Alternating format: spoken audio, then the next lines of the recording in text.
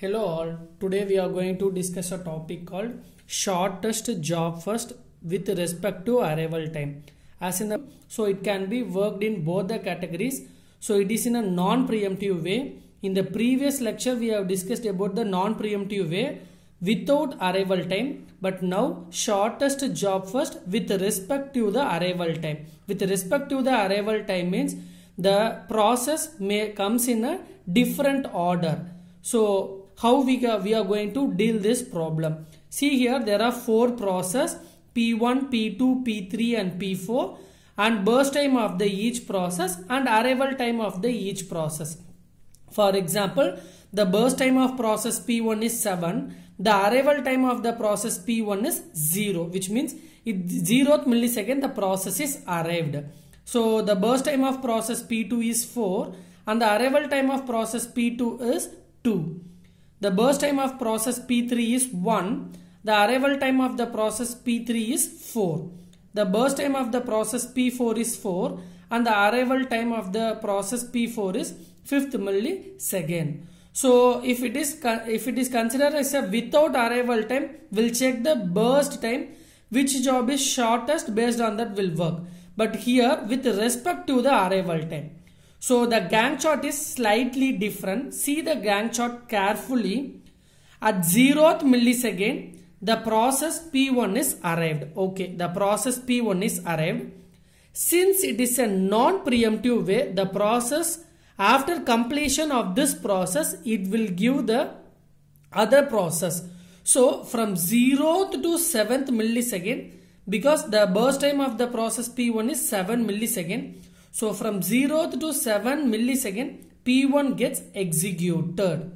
So within that 7th millisecond, see all other processes are arrived. P2 arrives in 2nd millisecond, P3 arrives at 4th millisecond and P4 arrives at 5th millisecond.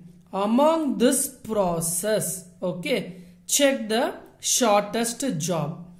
So that is very important.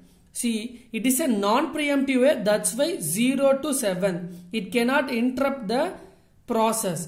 Once the process P1 starts executing, it cannot be preempted. So till the completion of the process P1, all other processes should wait. But the process P1 needs 7 milliseconds to complete the work. Meantime, all other processes will arrive.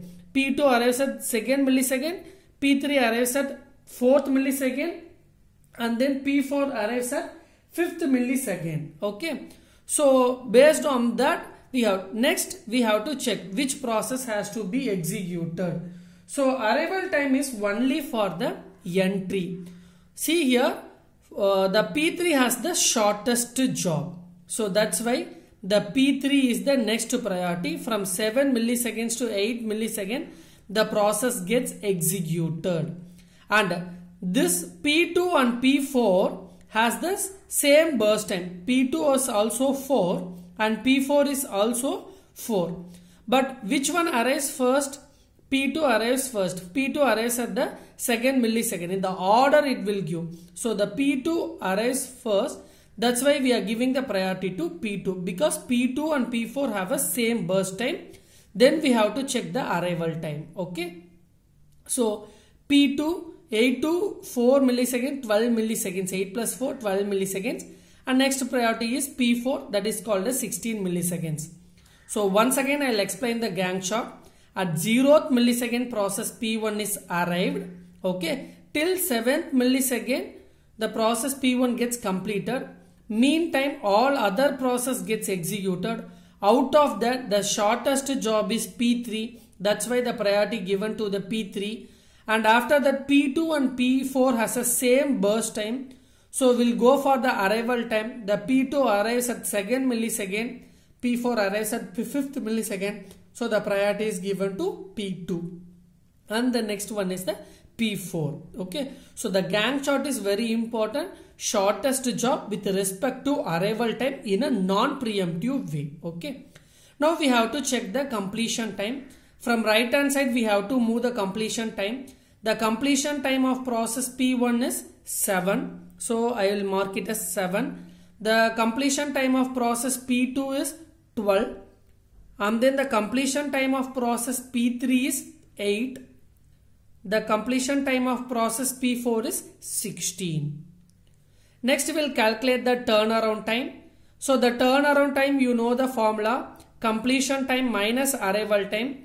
So the completion time of process P1 is 7. The arrival time of process P1 is 0. So which becomes 7. So what about process P2? The completion time of process P2 is 12. The arrival time is 2. So it becomes 10. What about P3? The turnaround time is 8. The completion time is 8. And then the arrival time is 4, which becomes 4 milliseconds to complete the work. Okay. What about P4? 16. Completion time is 16. Arrival time is 5. So which becomes 11. So we have calculated the turnaround time. Next one is a waiting time. What is waiting time? Turnaround time minus burst time. So the turnaround time of process P1 is 7. Burst time is also 7. So the waiting time is 0. Now look at the Gantt chart. As soon as P1 arrives, the P1 starts get executed. That's why there is no waiting. And what about P2? The turnaround time is 10. And then burst time is 4. So which is equal to 6 milliseconds to start its execution. What about P3?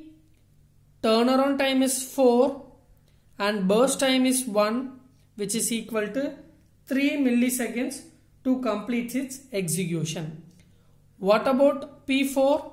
The turnaround time is 11 and burst time is 4, so which becomes 7.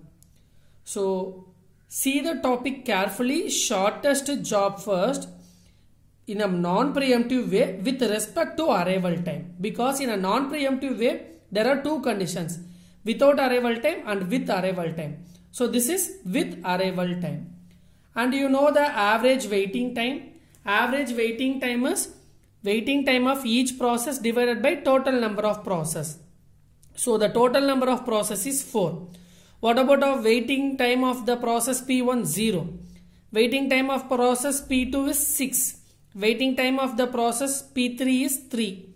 And waiting time of the process P4 is 7. So which becomes 16 divided by 4,